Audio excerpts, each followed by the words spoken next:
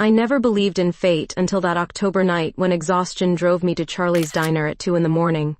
The fluorescent lights buzzed overhead like angry insects as I spread manuscript pages across. The scratched Formica table, red pen poised for another round of editorial surgery. At 47, this had become my ritual, finding solace in the empty spaces between day and night where no one expected anything from me. The coffee had gone cold hours ago, but I kept sipping it anyway, a bitter punctuation to my thoughts about another romantic novel I couldn't quite connect with. The heroine was falling for the brooding hero again, their passion described in ways that felt foreign to my own experience. I'd been married once, dated occasionally since the divorce, but nothing ever felt like what these authors claimed love should be. The bell above the door chimed, and I glanced up to see a woman about 10 years younger than me, struggling with a large equipment bag and guitar case. Her blonde hair caught the harsh light as she surveyed the nearly empty diner, green eyes scanning the available seating. She was striking in an understated way, wearing jeans and a theater company t-shirt that suggested she worked late hours too. "Mind if I share the space?" she asked, gesturing to the booth across from me. Everywhere else seems to have claimed territory. Her voice carried a slight rasp, probably from working in loud environments. I nodded, gathering my papers into a neater pile. "The coffee's terrible, but the pie isn't bad." "Riley," she said, extending her hand as she slid into the seat. "And terrible coffee sounds perfect right now. Maya." Her handshake was firm, calloused in a way that spoke of working with her hands. "Long night?" Sound check ran until midnight, then had to break down all the equipment. She signaled the waitress for coffee.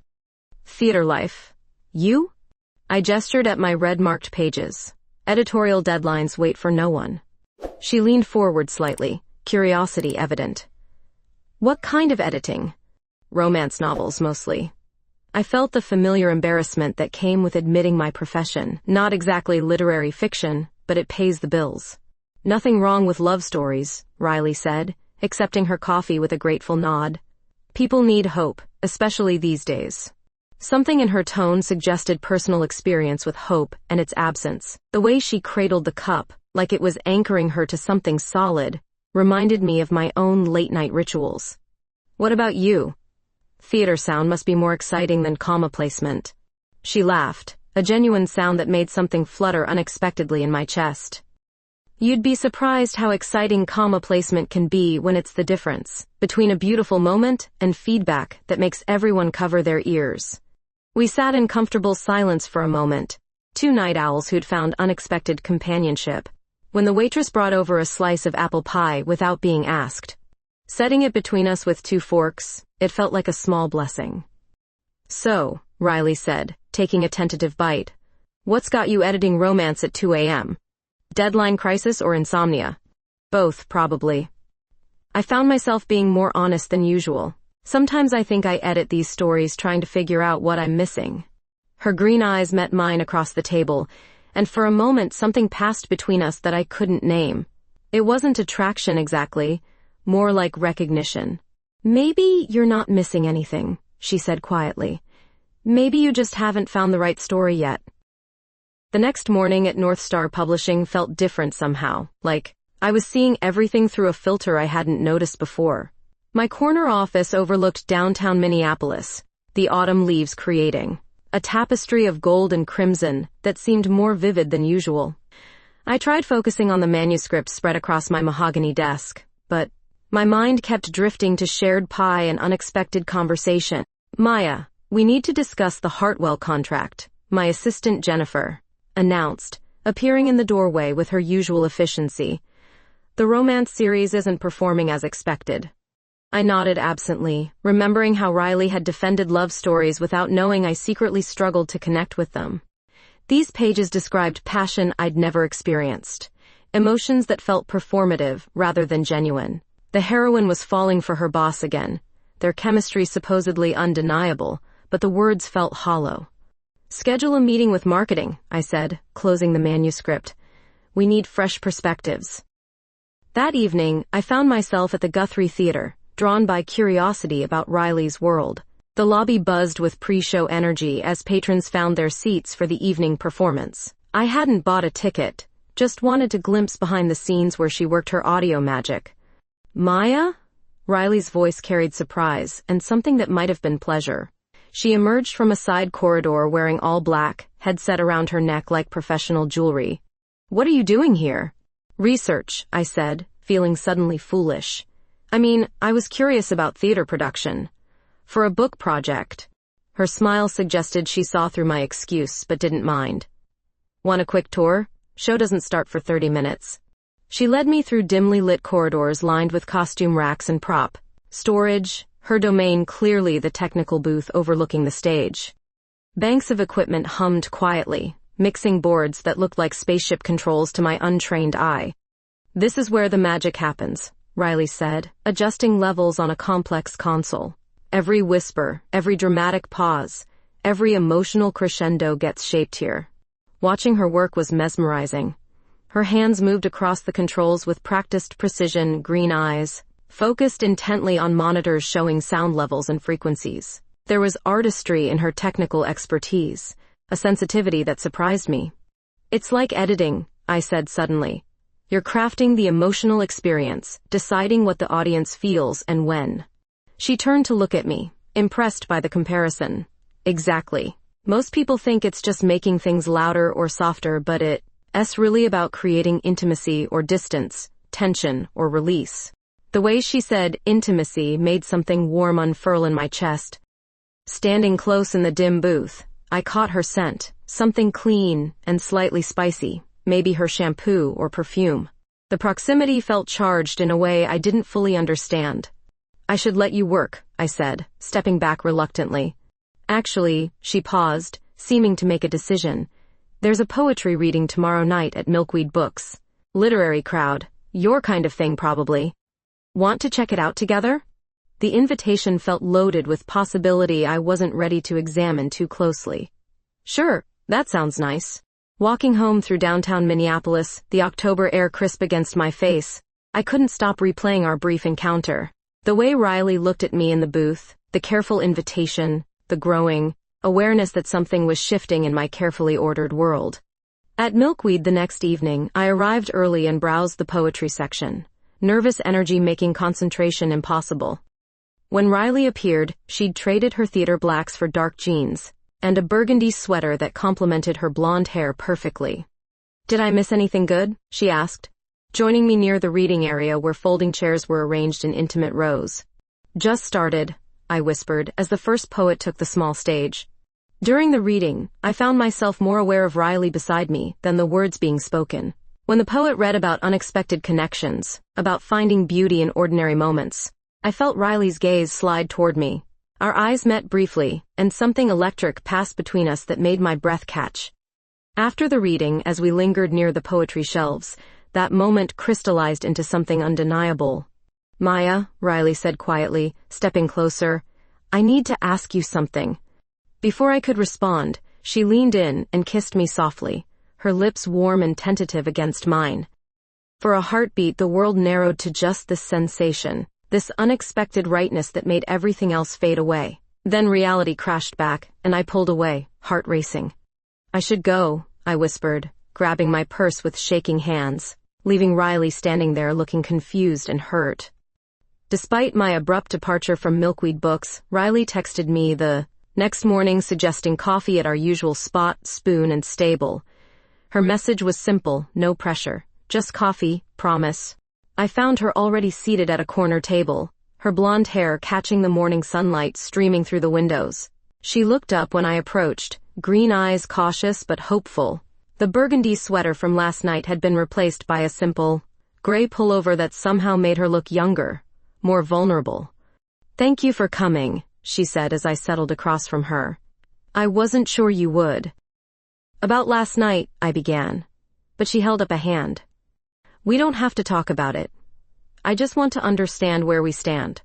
Over the next hour, our conversation flowed like it had that first night at Charlie's diner. She told me about growing up in a musical family, how she'd learned to hear the spaces between notes before she understood their importance. I shared stories about discovering literature, how editing had become my way of understanding human connection from a safe distance. You analyze love stories for a living, Riley observed, stirring her latte thoughtfully. "But you seem surprised when romance finds you." Her directness both frightened and attracted me. "Maybe I don't believe in the stories I edit. Or maybe," she said gently, "you've been looking for the wrong kind of story." These weekly coffee meetings became our routine over the following month. Minneapolis transformed around us as October deepened into November, leaves carpeting the sidewalks in brilliant decay. We discussed everything: books she recommended, music she thought I should hear, the way art could surprise you when you weren't looking for it. One evening, she invited me to her apartment in the warehouse district, a converted loft space that reflected her artistic sensibilities. Exposed brick walls displayed vintage concert posters, and an impressive collection of vinyl records lined custom-built shelves. Her sound equipment occupied one corner like a shrine to her craft. "Wine?" she asked, already opening a bottle of red that probably cost more than my monthly coffee budget. I nodded, settling onto her comfortable sofa while she put on music, something jazz-influenced, with a female vocalist whose voice seemed to wrap around the room like smoke.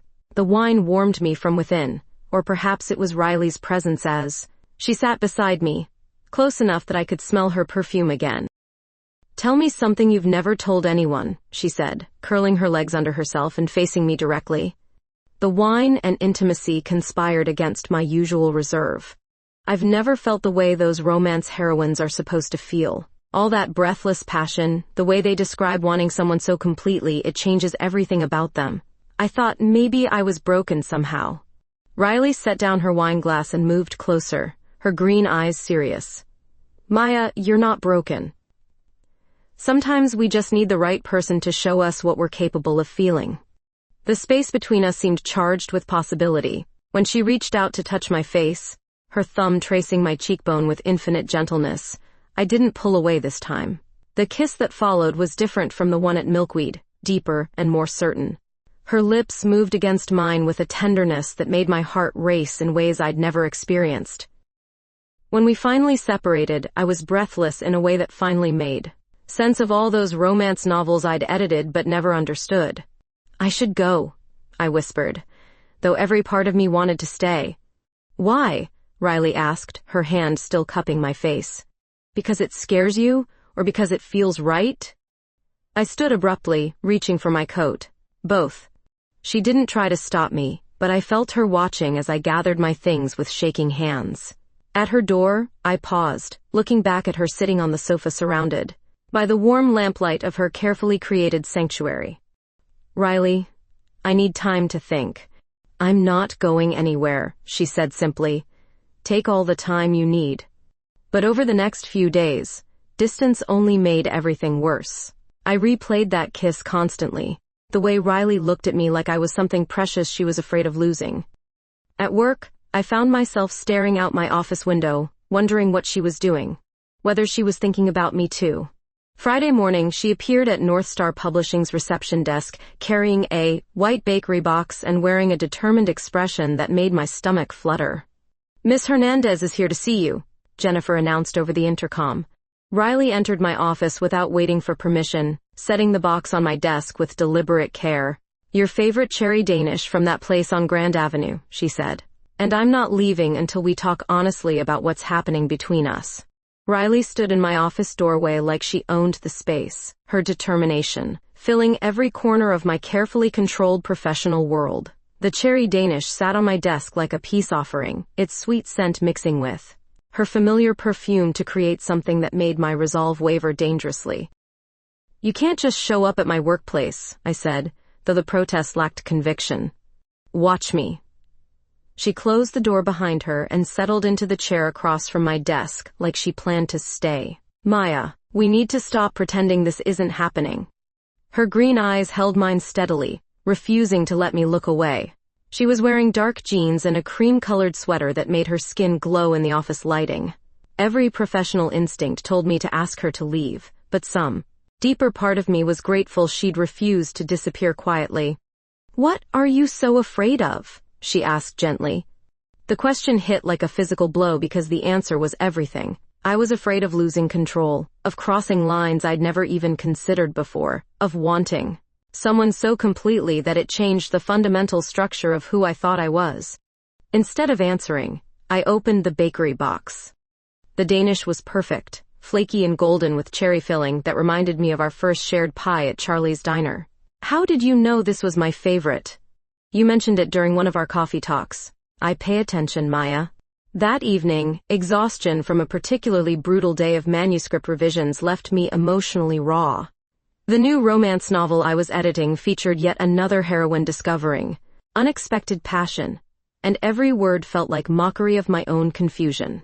When my phone buzzed with Riley's text asking if I was okay, I found myself calling her instead of responding with my usual careful distance. Rough day? She answered on the second ring, concern evident in her voice. The worst. Author meltdown, deadline crisis, and I think I'm losing my mind. Want company? I'm making pasta, and it's way too much for one person. 20 minutes later, I was climbing the stairs to her loft, carrying a bottle of wine like armor against my own vulnerability. Riley opened the door wearing an apron over her jeans, flour dusting her hands and a soft expression that made something crack open in my chest. Come here, she said simply, opening her arms. This time, I didn't resist.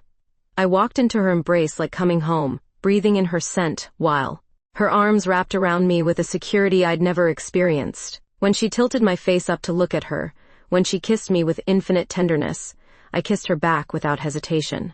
The pasta burned while we moved to her sofa, our kisses growing deeper and more desperate. Her hands tangled in my hair, and when she whispered my name against my lips, it sounded like a prayer or promise. Every touch surprised me with its rightness, with the way my body responded to hers in ways I'd never understood before. Maya, she breathed between kisses. Are you sure about this? Instead of answering with words, I pulled her closer, letting my body speak what my mind couldn't yet fully accept. When we finally broke apart, both breathing hard, I felt transformed, in ways that made those romance novels suddenly make perfect sense. The morning brought panic with cruel efficiency. Waking up in Riley's arms, her blonde hair spread across the pillow and her face peaceful in sleep, reality crashed down like cold water. What had I done? How could I have let this happen? I slipped out before she woke, leaving only a hastily scribbled note about early meetings and needing space to think. At work, I threw myself into manuscripts with desperate focus, trying to ignore the way my body still hummed with memory of her touch. Riley respected my request for space for exactly 3 days. Then she appeared at my apartment building Friday evening, holding coffee from our usual place and wearing the kind of patient expression that suggested she wouldn't be deterred by my cowardice. We can't keep doing this dance, she said when I finally buzzed her up. You can't keep running every time something real happens between us. She was right, and we both knew it. Standing in my minimalist living room, she looked vibrant and alive in ways that made my careful neutrality seem suddenly absurd. I don't know how to do this, I admitted. I don't know how to want someone the way I want you. Riley set down the coffee and moved closer, her hands reaching for mine. Then let me show you. Let me prove that this is worth the risk. When she kissed me this time, it was with the confidence of someone who knew exactly what she was offering. And for the first time in my life, I kissed back like someone who finally understood what she'd been missing. 3 weeks into what I was beginning to think of as my new life with Riley, my sister Amanda arrived without warning.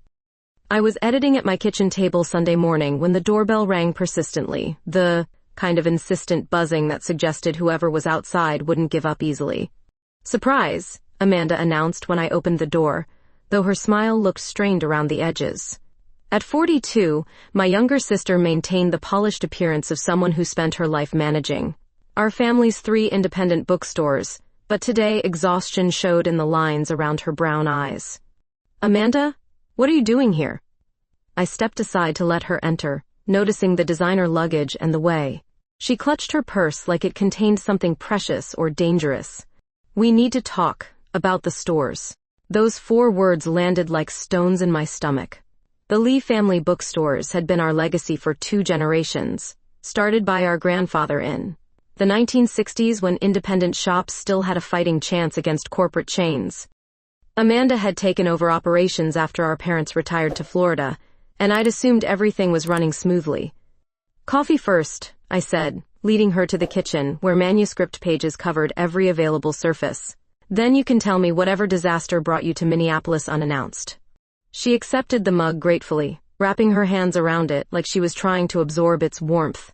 Maya, we're 3 months away from bankruptcy. Maybe less. The words hit like physical blows. What? How is that possible? Corporate competition, online sales, rent increases. The usual suspects. Amanda's voice carried the weight of someone who'd been fighting this battle alone for months. But there's something else. A developer named Marcus Chen has been systematically buying up properties around all 3 locations, driving up our lease costs. I sat across from her, my own coffee growing cold as she outlined the scope of the crisis. Revenue down 60% over 2 years, suppliers demanding payment up front, landlords threatening eviction. Our family's legacy was dying, and I'd been so wrapped up in my own romantic awakening that I'd missed every warning sign. Why didn't you call me sooner? Because I hoped I could fix it. Tears threatened at the corners of her eyes, and because I knew what I'd have to ask you to do. The pause stretched between us, heavy with implication. Marcus Chen isn't just a developer, Amanda continued. He's a wealthy businessman looking for a wife, someone educated, professional, from a good family, someone like you. The suggestion landed like ice water in my veins. You're asking me to marry a stranger to save the bookstores? I'm asking you to consider it. He's offering to buy our debt and invest in expansion, if the right woman would consider a partnership. Not love, Maya. Business partnership. I thought of Riley, of the way she looked at me like I was something miraculous she'd discovered by accident. The idea of marrying anyone else, especially for money, felt like betrayal of everything we'd been building together. There has to be another way. Amanda pulled out her phone, showing me photos of Marcus Chen from various society pages. He was handsome in a conventional way, Asian American probably in his early 40s, always photographed at charity events or business functions, the kind of man who collected successful wives like trophies.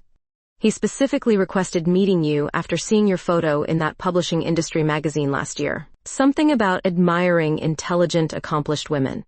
My phone buzzed with a text from Riley. Dinner tonight? I'm making that risotto you liked. The contrast between Amanda's proposition and Riley's simple invitation felt surreal. On one side, family obligation and financial security. On the other, a relationship that was teaching me what all those romance novels had been trying to describe. I need time to think. We don't have time. Amanda leaned forward urgently. Maya, I've already arranged for you to meet him. Tomorrow night, dinner at Cosmos. If you don't at least try this, we lose everything grandfather built.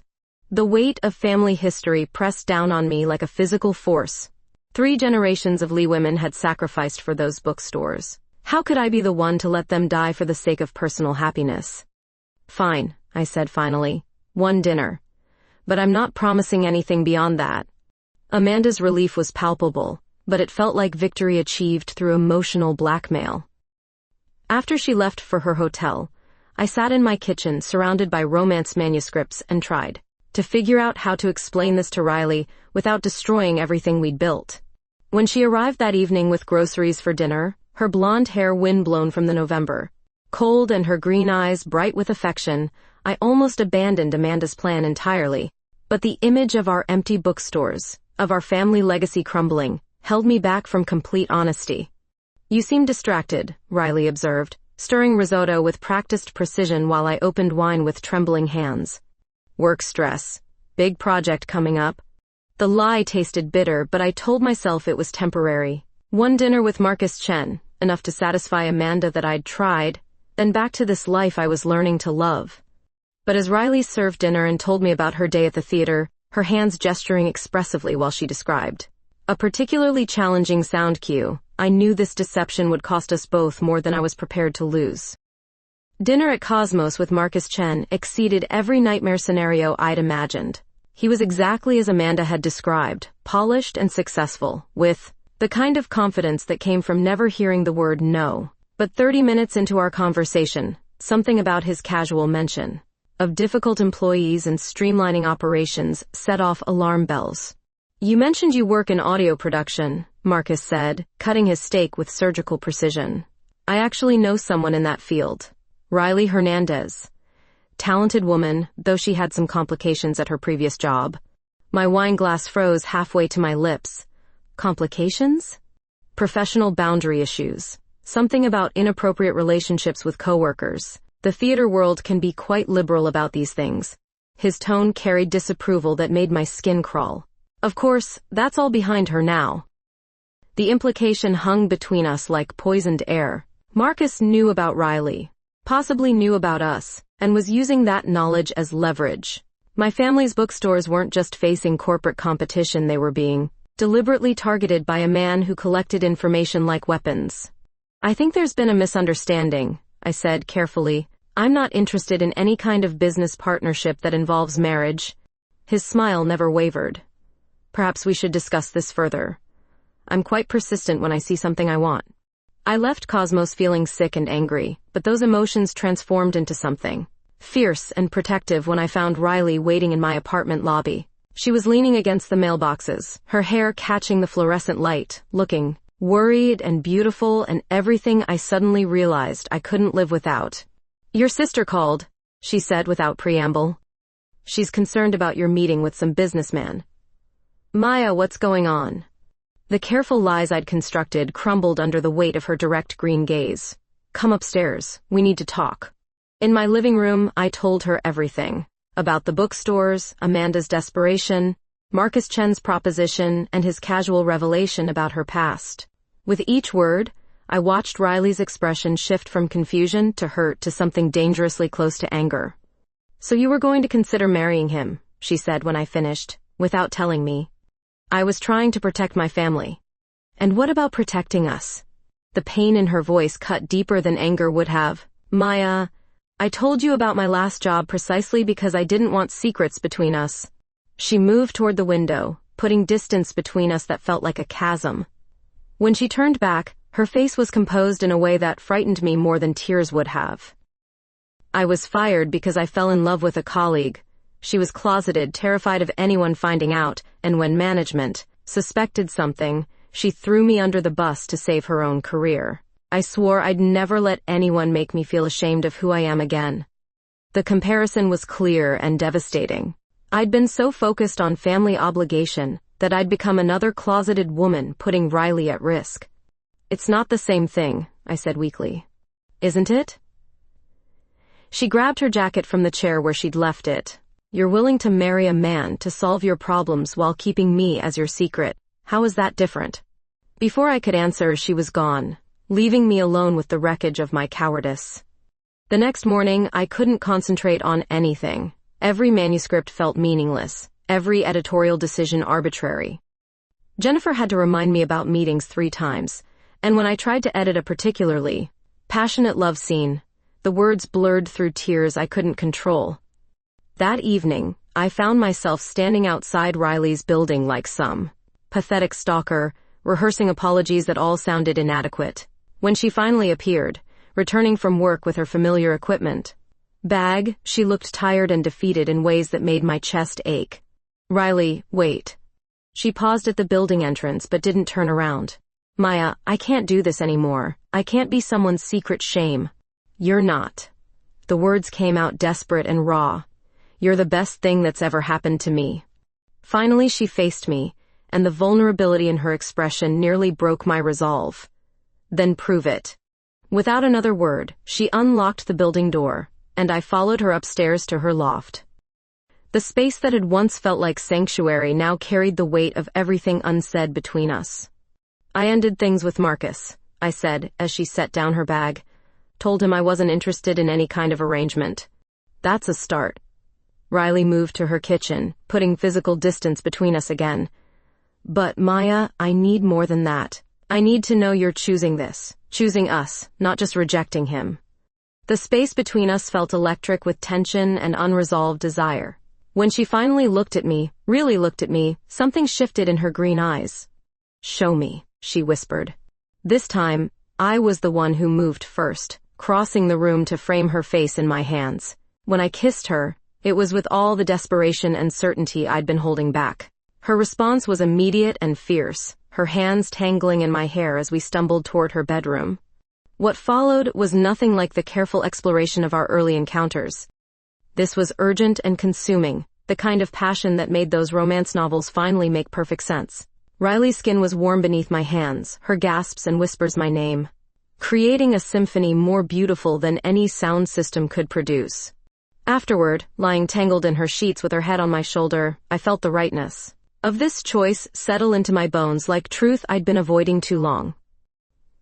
I'm going to fight for the bookstores, I said into the darkness, but I'm going to do it as myself, not as someone's convenient wife. Riley's arm tightened around me. We'll figure it out together.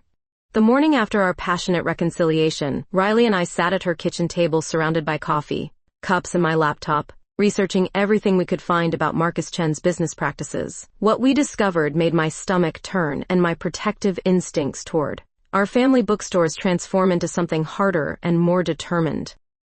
Look at this pattern, Riley said, pointing at newspaper articles she'd found.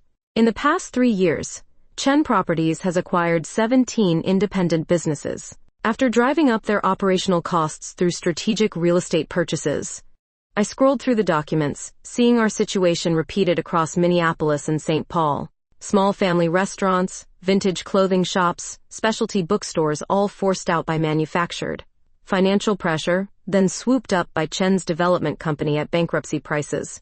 He's not just a businessman, I realized aloud. He's a predator who specializes in destroying exactly the kind of places our communities need most. Riley's green eyes flashed with the same anger I felt building in my chest. The theater mentioned him once last year, tried to buy the building we rent space in, but the community rallied and the owner refused to sell. That afternoon, I called Amanda with our findings, watching her face transform over video chat from resignation to fury as I outlined Chen's systematic targeting of our stores. So this wasn't random corporate pressure, she said, pacing in her hotel room. He specifically chose us because he knew we'd be vulnerable. And because he wanted leverage to get to me, I added, feeling sick about my family being used as bait in some twisted courtship ritual. We spent the evening at Riley's place planning our counterattack, her organizational skills as sharp as her audio engineering talents. She helped me draft letters to local newspaper editors, compile evidence of Chen's predatory practices, and identify community leaders who might support independent businesses against corporate manipulation. There's something else, Riley said as we worked late into the night. Something I haven't told you about why I really left my last job. I looked up from my laptop, noting the careful way she twisted her hands in her lap. The woman I was involved with, the one who threw me under the bus, she was being blackmailed. Someone had photographs of us together, was threatening to destroy her career if she didn't comply with their demands. When she chose to sacrifice me instead, I realized the system was designed to keep people like us powerless. Her revelation hit like a physical blow. Riley, I'm so sorry. I'm telling you because this fight with Chen isn't just about saving your bookstores. It's about refusing to let people like him use our vulnerabilities against us. She reached across the table to take my hand. I won't be anyone's secret anymore, Maya. But I also won't let you face this alone. The next evening, we had dinner with Amanda at a quiet restaurant where we could speak freely. My sister had spent the day researching community organizing tactics, her business acumen adapting quickly to guerrilla warfare against corporate interests. The local author community is key, Amanda said, outlining her strategy over shared appetizers. If we can get them organized, show how Chen's practices hurt the entire literary ecosystem, we might have a chance. Riley nodded enthusiastically. The theater district has connections too. Artists support each other when corporate interests threaten creative spaces. Watching them work together, my sister and the woman I loved united in protecting something that mattered to all of us. I felt a fierce pride that had nothing to do with family obligation and everything to do with chosen battles worth fighting. There's something else, I said, making a decision that felt both terrifying and necessary. We need to go public about his marriage proposition. Show everyone exactly what kind of man we're dealing with. Amanda raised an eyebrow. That means explaining why he targeted you specifically. Then we explain it. I looked at Riley, whose encouraging smile gave me courage. All of it. The targeting, the manipulation, the assumption that women exist for men's convenience. Riley squeezed my hand under the table. Are you sure you want to expose yourself like that? I'm sure I want to stop being afraid of who I am. The words came out stronger than I felt, but saying them made them true. If we're going to fight him, we fight as ourselves, completely and honestly. Later that night, back at my apartment, Riley helped me write the most important letter I'd ever composed. Addressed to the Minneapolis Star-Tribune, it detailed Chen's predatory business practices, and his assumption that marriage to me was just another acquisition strategy. You don't have to mention us specifically, Riley said, as I struggled with how much personal detail to include. Yes, I do. I turned to face her, seeing my own determination reflected in her green eyes. Because women like us don't get to hide anymore, while men like him destroy everything we care about. When I kissed her this time, it was with the certainty of someone who'd finally stopped running from her own truth. Riley responded with a passion that spoke of pride and partnership, her hands tangling in my hair as we moved toward my bedroom. We made love with an intensity that felt like claiming territory, like planting flags in ground we'd decided was worth defending. Afterward, lying in the dark with Riley's breathing steady against my shoulder, I felt the last of my fear transform into something fiercer and more useful. Tomorrow we start the real fight, I whispered. Tomorrow we win, she whispered back. The Minneapolis Star-Tribune published my letter on Wednesday morning, front page of the local section with the headline, Local Publisher Exposes Predatory Development Practices. By noon, my phone was ringing constantly with reporters, fellow business owners, and community activists who'd experienced similar pressure from Chen properties. Riley took a personal day from the theater to help field calls at my office, her calm professionalism, impressing Jennifer and creating a buffer between me and the media chaos, watching her handle aggressive reporters with the same skill she used to manage difficult sound equipment. I felt grateful for her strength and proud to have her beside me in this fight. Channel 5 wants an interview at 4, she reported, hanging up the phone. And Amanda says 3 more bookstore owners have come forward with similar stories about Chen. The evidence was mounting faster than we'd hoped. Chen's pattern of targeting vulnerable small businesses, driving up their cost through strategic real estate manipulation, then swooping in with buyout offers was more extensive than even we'd suspected. What made our case unique was his assumption that marriage proposals were legitimate business tactics. That evening, Amanda organized an emergency meeting at the largest of our bookstores. The space filled beyond capacity with local authors, small business owners, theater people Riley had connected us with, and community activists who understood what we were fighting for. The energy was electric, angry, and hopeful in ways that reminded me why independent spaces mattered so much. Maya and Amanda Lee represent every small business in this city, declared Margaret Wong, a novelist whose readings had been regular events at our stores for years. If we let predators like Chen destroy family businesses, we lose the soul of our community. Riley stepped forward, her voice carrying the projection skills that made her excellent at her job. This isn't just about business. It's about powerful people using intimidation and manipulation to get what they want from women who won't comply willingly. The crowd's response was immediate and fierce. Someone started passing around a petition supporting the Lee bookstores, while others organized boycotts of Chen properties and businesses that enabled his practices. By the end of the evening, we had media coverage scheduled, legal volunteers offering assistance, and a community mobilized around protecting local culture from corporate predation. Walking home through downtown Minneapolis, Amanda linking arms with Riley and me like we were old friends rather than new allies, I felt something I hadn't experienced since childhood, the security of belonging to something larger than myself. I owe you an apology, Amanda said, as we reached Riley's building. When I suggested you marry Chen, I was so focused on saving the stores that I forgot what actually makes them valuable. Riley smiled, switching her bag to the other shoulder. Family businesses matter because they're extensions of the families that run them. Any solution that destroys the family destroys what makes the business worth saving. The next morning brought news that changed everything. Marcus Chen had agreed to an on-camera interview with Channel 5 apparently, confident he could control the narrative around his business practices. His arrogance would prove to be our greatest weapon. I prefer working with traditional family structures, he told the reporter when asked about his marriage proposition. Independent businesses often fail because they lack proper masculine guidance in financial decisions. Riley and I watched the interview from my office, both of us speechless at his casual sexism and complete lack of self-awareness. When the reporter pressed him about targeting women-owned businesses specifically, his response was even more damaging. Women who refuse reasonable partnership opportunities often discover their alternatives are limited, he said, the threat barely disguised as business advice.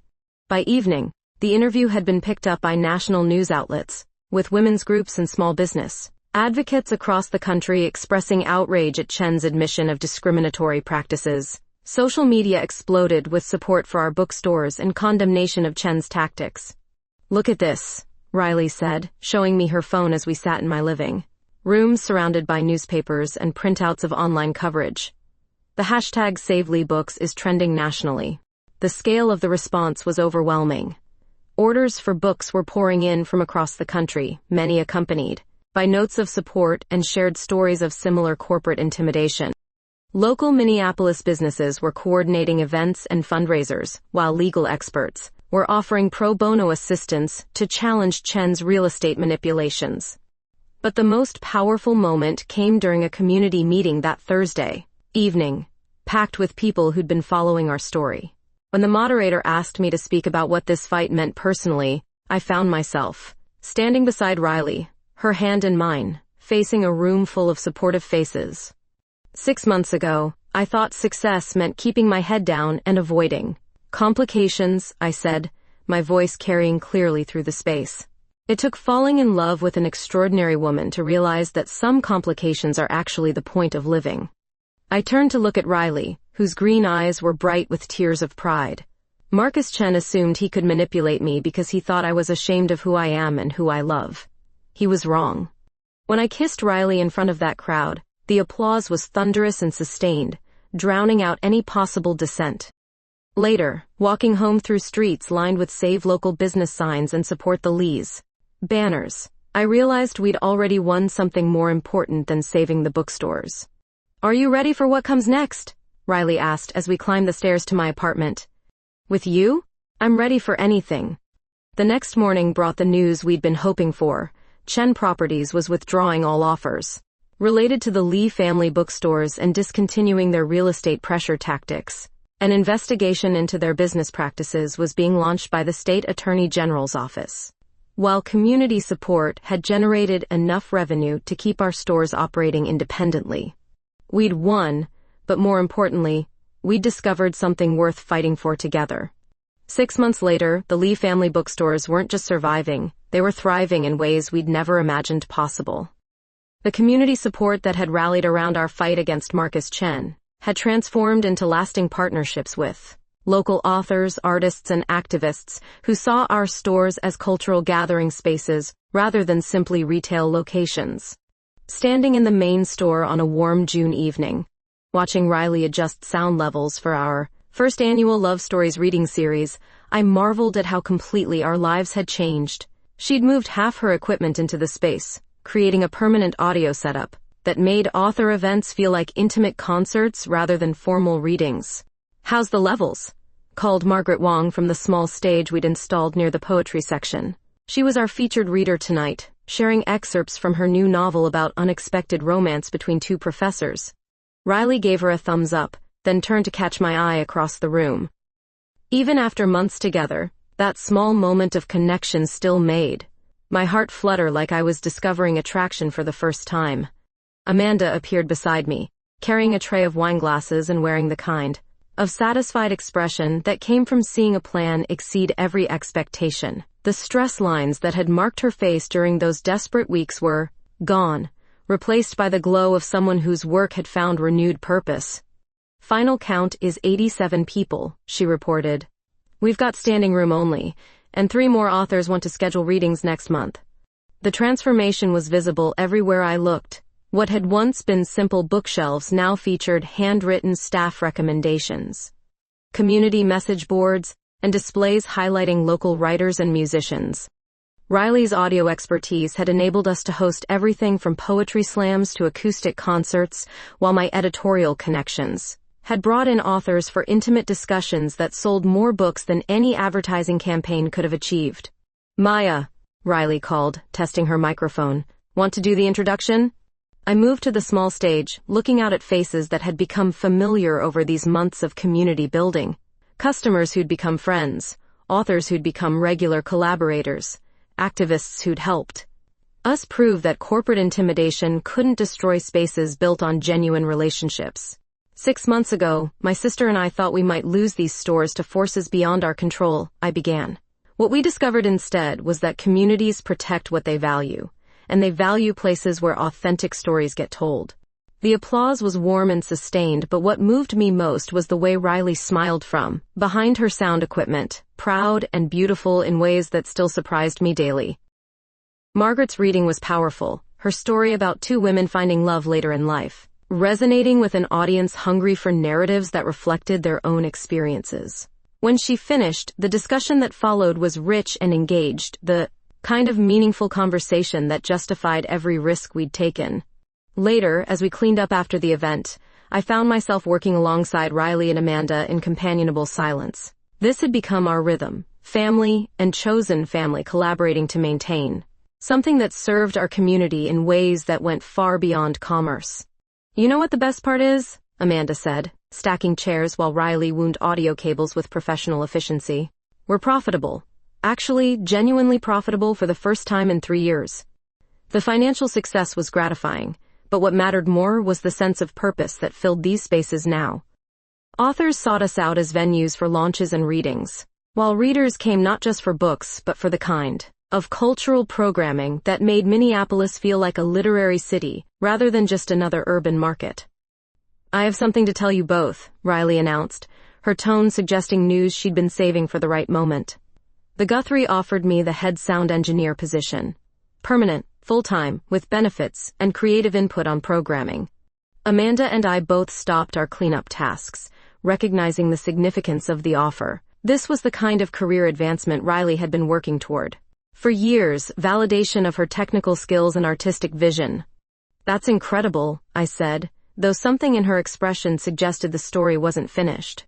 I told them I'd consider it if they agreed to partner with the bookstores for regular programming. Author readings with full audio production, music performances, maybe even short theatrical pieces adapted from books. The proposal was ambitious and perfectly Riley, seeing connections and possibilities where others might see complications. Amanda's eyes lit up with the kind of entrepreneurial excitement that had made her successful before Chen's interference. A cultural partnership, she said slowly. Books and performance art feeding each other. Over the following hour, as we finished cleaning and locked up the store, the 3 of us outlined possibilities that felt both practical and magical. Regular programming that would benefit both institutions. Shared marketing that would reach broader audiences. Collaborative projects that would establish Minneapolis as a destination for literary and performance art. Walking home through downtown with Riley, past storefronts that had become familiar landmarks during our months of community organizing. I felt the kind of satisfaction that came from building something together, rather than simply preserving what already existed. Are you happy? Riley asked as we reached my apartment building, her hand warm in mine, and her green eyes reflecting streetlight like captured starlight. Happier than I knew was possible, I answered honestly. 6 months ago, I thought love was something that happened to other people in books I edited, but never quite believed. She stopped walking, turning to face me with that expression she got when something mattered. And now? Instead of answering with words, I kissed her there on the sidewalk, tasting her smile and feeling her arms wrap around me with the security of someone who'd chosen this life deliberately and completely. When we separated, both breathless and laughing, I realized this was exactly the kind of moment those romance novels had been trying to describe. Not the beginning of love, but love that had grown into something sustainable and joyful and absolutely worth every risk we'd taken to claim it. Now I know what all those authors were talking about, I said, and I finally have a love story of my own worth telling.